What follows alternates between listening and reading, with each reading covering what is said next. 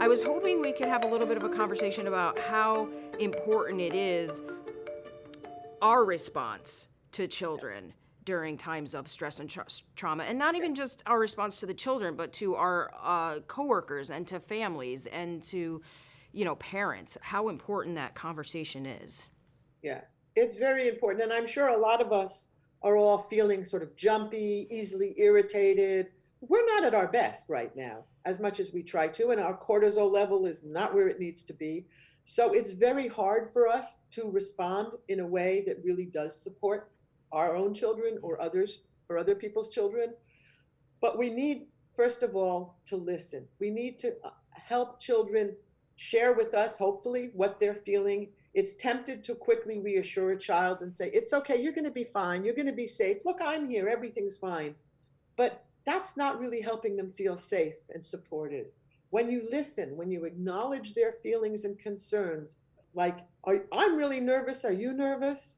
Or are you scared? I get scared sometimes too. Those things really, really help a child feel it's okay to feel this way. And now I can stop and think through how I'm feeling and how I can deal with it. Also, try really hard to build on their strengths and helping them to recognize what they're good at, because that will really support their resilience. So, think about that growth and how you can identify that growth, that post traumatic growth. And children who've experienced trauma, you need to remember, are often far, especially young children, but even your coworkers and other older children and other adults are often more sensitive to your nonverbal communication than anything you say. So the first thing that you need to think about is your body language and your facial expression. Yep. And they have to match what you're saying.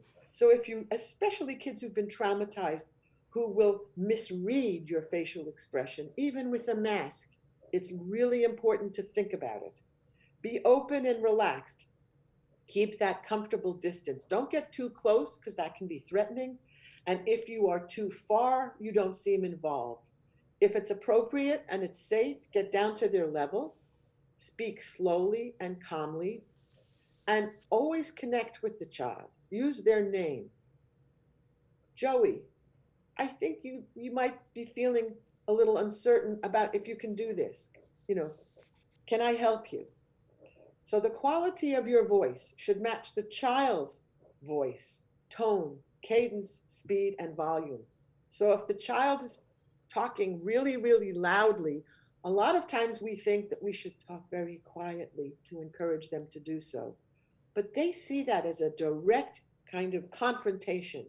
But if you start loudly and then you lower your voice, suddenly you'll discover they're going to start to lower theirs as well.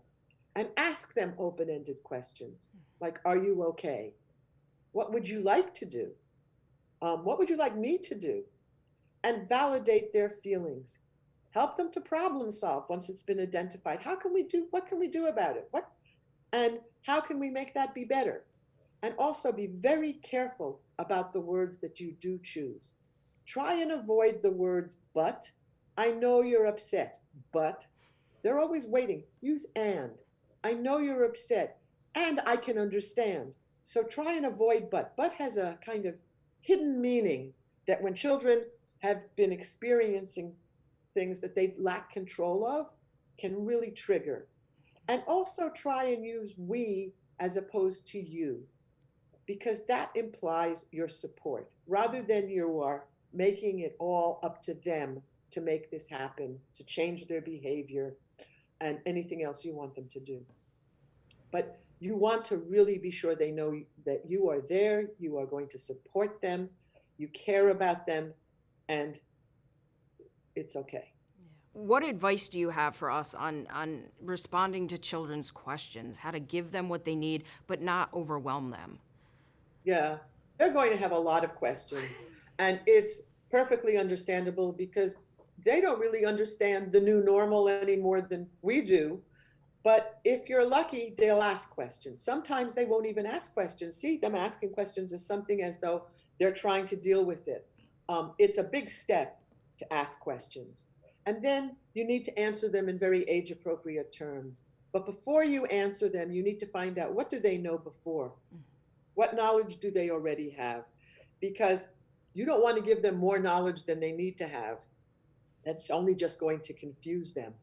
And match their level of understanding rather than try, and this is not a sort of time where you're trying to increase it. You just want to match it. You want to really reassure them without providing complex information that's going to add to their confusion. And when you respond in reassuring ways, children are going to internalize those positive cues and work on trying to normalize things, showing children that, for example, if they ask about the mask, when you put on the mask, you're still there underneath.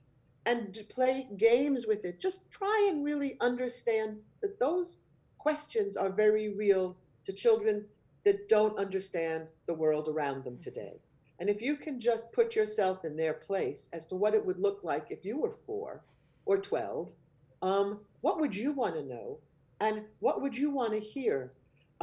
It's very important, because if we answer their questions in a way in which we make it more difficult for them to understand, it will just increase their fear and their cortisol level and their behavior. Yeah. But there's not one way to answer a question.